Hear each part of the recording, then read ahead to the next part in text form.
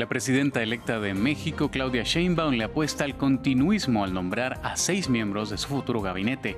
Marcelo Ebrard, exsecretario de Relaciones Exteriores, será secretario de Economía. También repite Alicia Bárcenas, quien será titular de Medio Ambiente.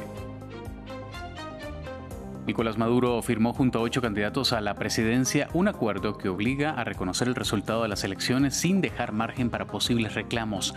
Edmundo González Urrutia, el candidato de la oposición, rechazó la firma argumentando que el acuerdo de Barbados ya contempla el reconocimiento de los resultados electorales. Todo está listo para el inicio de la Copa América. Argentina, la campeona del mundo, y Canadá son las encargadas de abrir el derbi en Atlanta, Estados Unidos. La inauguración contará con la participación del cantante colombiano de música urbana Feid. Aficionados de todo el mundo se preparan para la fiesta regional del fútbol. Bienvenidos a esta nueva edición de noticias aquí en France 24 en español. Yo soy Jorge Hurtado. La presidenta electa de México, Claudia Sheinbaum, presentó a 6 secretarios de su gabinete que entrará en funciones a partir del 1 de octubre y parte de sus nombramientos reflejan cierto continuismo con el gobierno saliente. En un evento en el Museo Interactivo de Economía, Sheinbaum anunció a Marcelo Ebrard como su secretario de Economía y a Alicia Bárcenas, actual canciller, como secretaria de Medio Ambiente y Recursos Naturales. También anunció a los titulares de la Secretaría de Ciencia, Humanidades, Tecnología e Innovación, de Relaciones Exteriores, de Agricultura y a su consejera jurídica. El próximo jueves 27 de junio dará a conocer la segunda parte de su gabinete. Tenemos claro que hay un mandato del pueblo de México y que no vamos a traicionar ese mandato. Me siento muy orgullosa, contenta de que quienes están el día de hoy aquí hayan aceptado formar parte de nuestro equipo. En Venezuela, 8 de los 10 candidatos a la presidencia firmaron un acuerdo con el que se comprometen a reconocer los resultados de los comicios. Los opositores Edmundo González Urrutia y Enrique Márquez se negaron a firmarlo.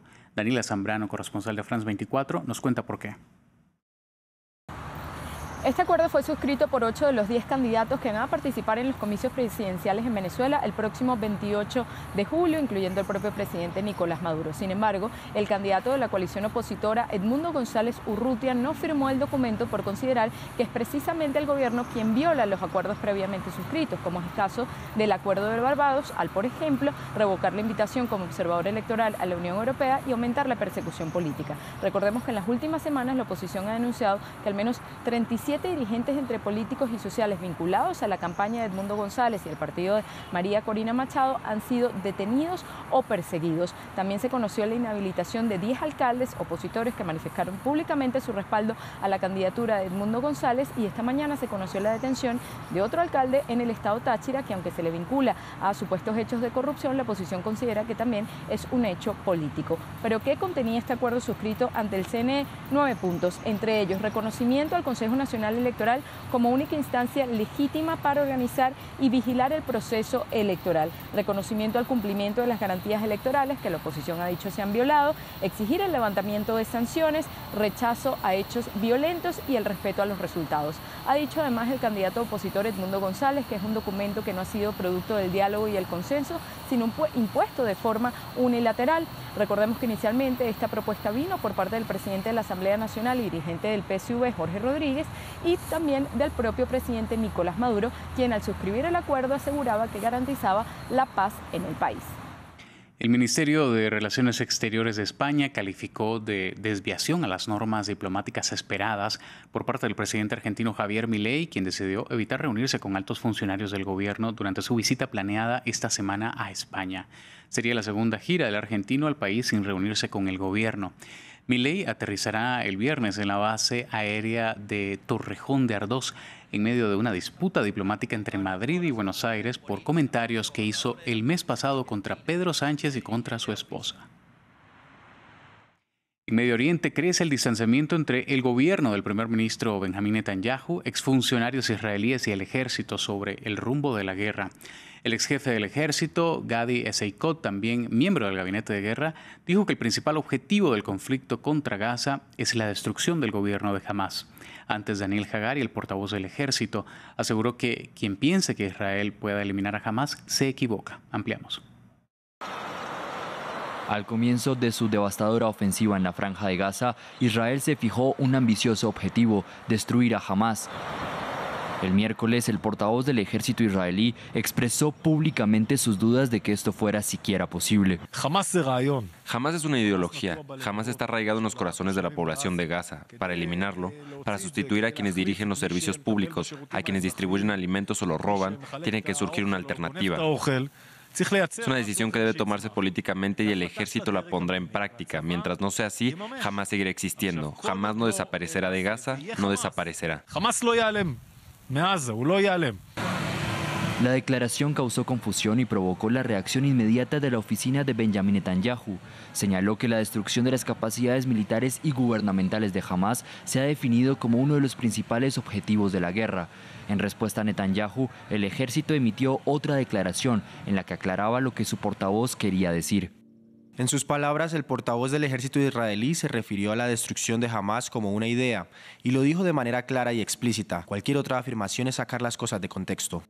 Mientras Estados Unidos intenta mediar una tregua en Gaza, Benjamin Netanyahu ha declarado en repetidas ocasiones que continuará la guerra hasta eliminar al grupo militante.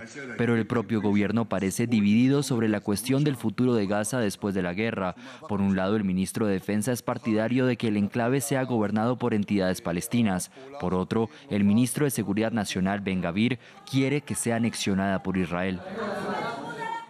En Francia avanza la campaña electoral para las legislativas anticipadas convocadas por el presidente Emmanuel Macron tras su derrota en las europeas.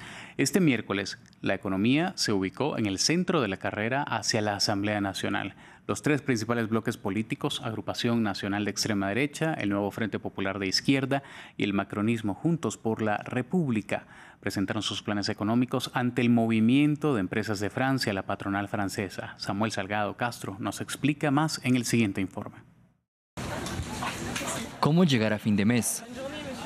En estas elecciones los franceses votan con el bolsillo.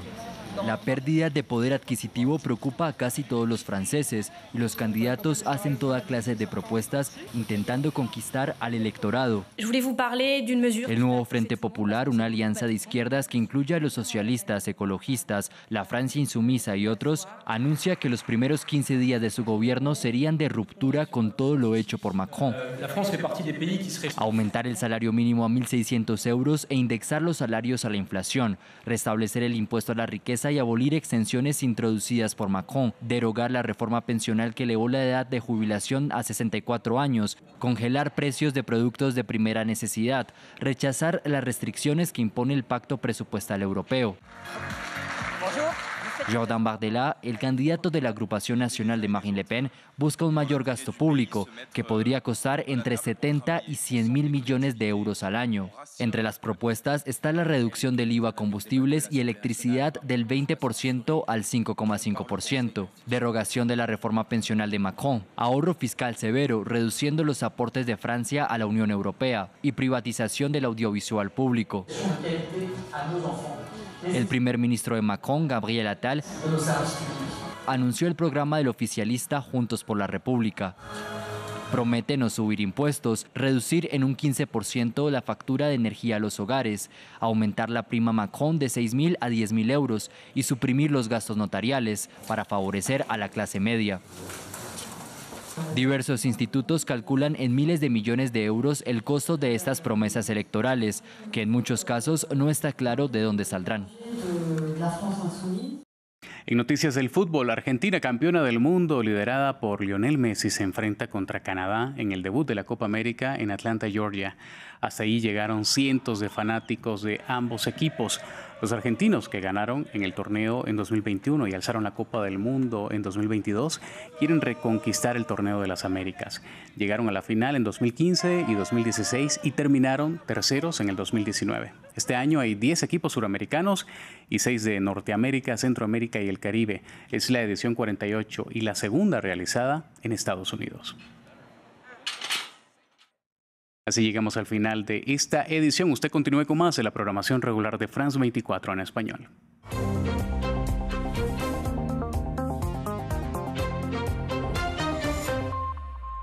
Bienvenidos al espacio de cultura de France 24. Cada semana hay una cita con el mundo de la cultura. Una ventana abierta al mundo del arte, la música, la literatura, el cine, entrevistas con creadores y todas las novedades culturales. Acompáñenme en la crónica de cultura por France 24 y france24.com.